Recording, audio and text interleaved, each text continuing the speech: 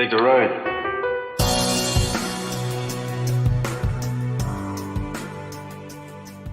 Well, hello there. How are you doing? This session is called The Power of Stop. And what it talks about is people's reluctance to get off what I call the crazy train.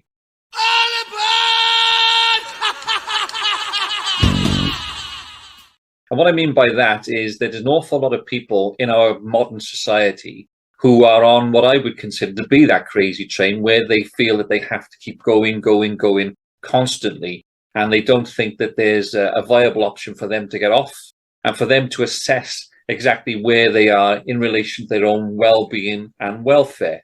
What we're trying to do here is to persuade you that it is not necessarily just an option, but it's a necessity on occasions for you to actually get off that train and to see where you are and to see if you're okay.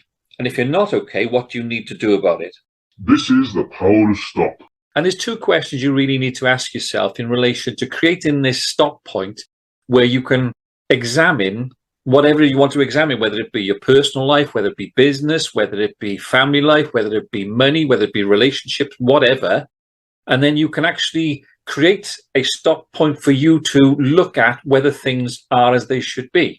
The first thing I have to emphasize is the fact it doesn't mean that you have to wait until things start going wrong. This is all preventative. This is all to be done when you think the things may not be quite right. But if you do this on a regular basis, you'll be able to check back and you'll be able to know if things are as they were, if things have got better, if things have stayed the same, etc., etc., etc.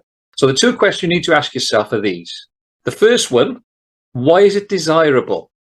Why do you need to do this? What's the purpose of it? I've sort of just explained a little bit of it. But the second question then you go on to is, when is it necessary? So let's move on. Why is it desirable? Why do you need to do this at all?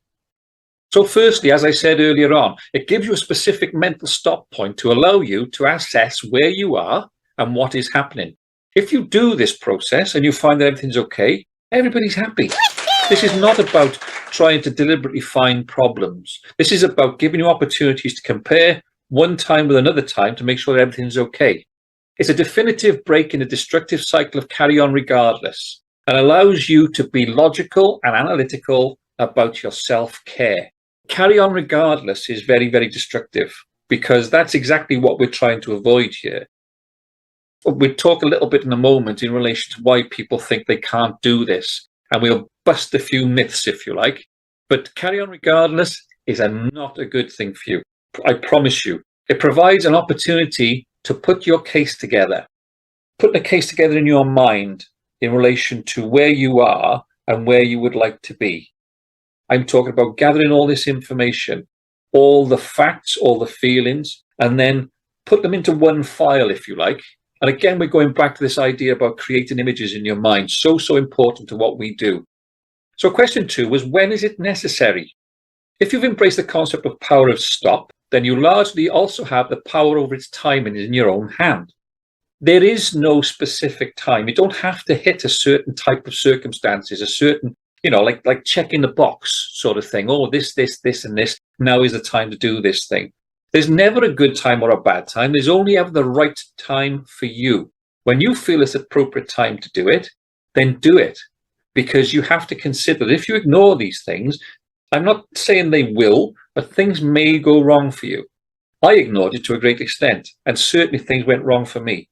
This is not trying to be negative. This is trying to be realistic and give you the opportunity to understand how you can head these things off at the pass, as they say in the films. Thank you very much. Take care and look after each other. Bye.